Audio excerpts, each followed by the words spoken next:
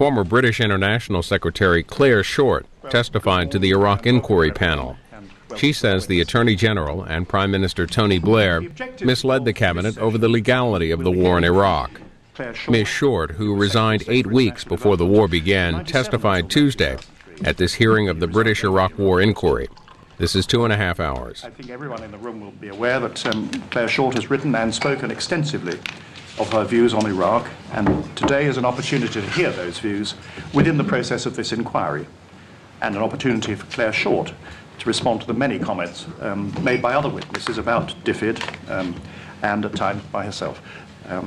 We've already heard twice from Sir Suma Chakrabarti, who was DFID's permanent secretary from 2002, and this afternoon we'll be hearing from Hilary Benn, who was Secretary of State for International Development from October 2003 until 2007. Now, I say two things at the beginning of every session. The first, that we recognise that witnesses are giving evidence based in part on their recollection of events, and we cross-check what we hear against the papers.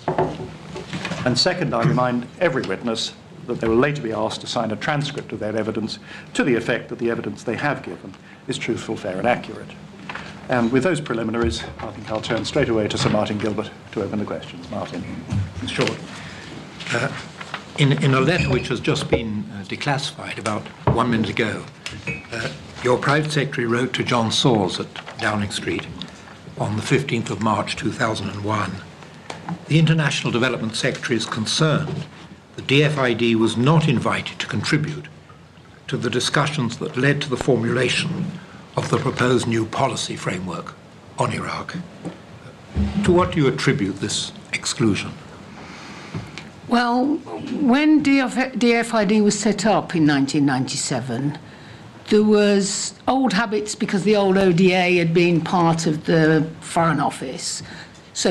And the Foreign Office really minded losing control of the budgets and the policy. So there was some old habits of just not bothering with DFID, and there was some of squashing it because people were annoyed. And in this instance, given the subsequent developments and the deliberate exclusion of DFID and a lot of others, I think, and myself, I don't know whether that particular instance was the old habits or deliberate exclusion or a mixture of the two.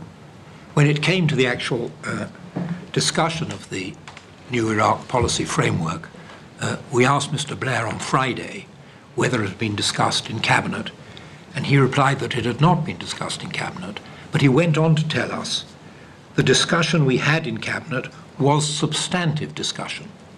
Do you recall such a discussion, and what was your contribution to it at that time? Are you talking about at that time? Absolutely. The first thing to say is, and I'm not the only one saying it, the Cabinet doesn't work in the way, and didn't under the whole of the time I was in government, in the way that, according to our constitutional theory, it's supposed to work. I mean, the meetings were very short, there were never papers. There were little chats about things, but it wasn't a decision-making body in any serious way.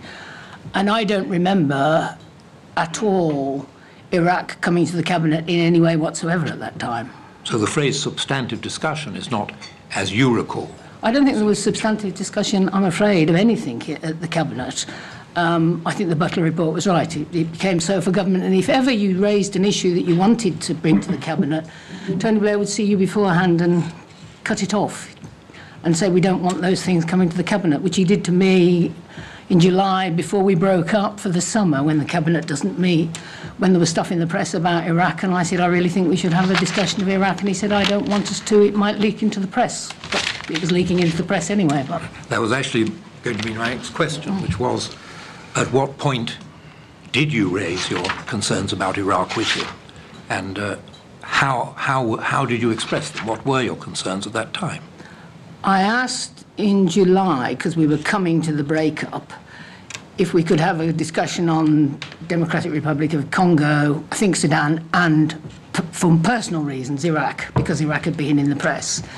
And he asked to see me before the next Cabinet meeting and said, I promised to talk to you about Iraq. No decisions have been made, but I don't want it to come to the Cabinet because it might leak and hype things up.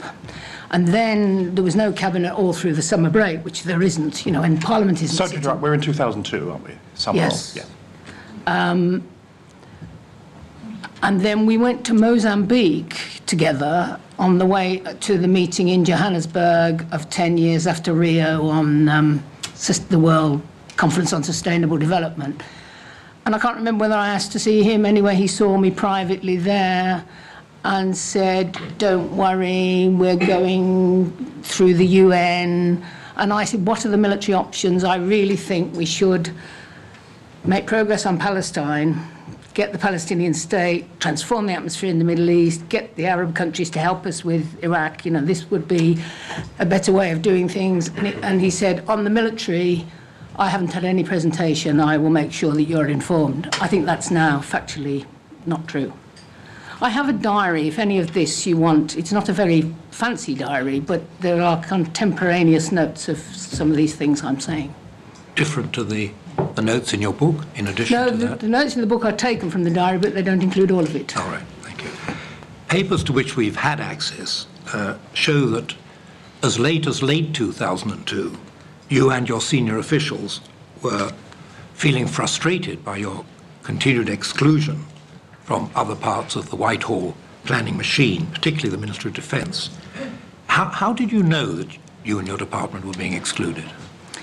Well, for example, from September, I personally, having been to a meeting in Geneva where most of the UN humanitarian agencies, well, all of them, are based, and we had a lunch, and Jacob Kellenberger was there, who was the chair of the ICRC, a very fine international agency. And we all talked informally about Iraq and whether we should be preparing and whether you prepare if it makes war more likely and all that. And he said, I'm absolutely preparing... Excuse me, could you slow down a little? Sorry. Thank you. Sorry. He said, we're preparing completely, we're preparing people and stocks. And going back from that, I thought we should prepare for all eventualities, including war, but including the avoidance of war, and not talk it up, so thus making war more likely. So I'm sorry, having said that, I've forgotten what your question was.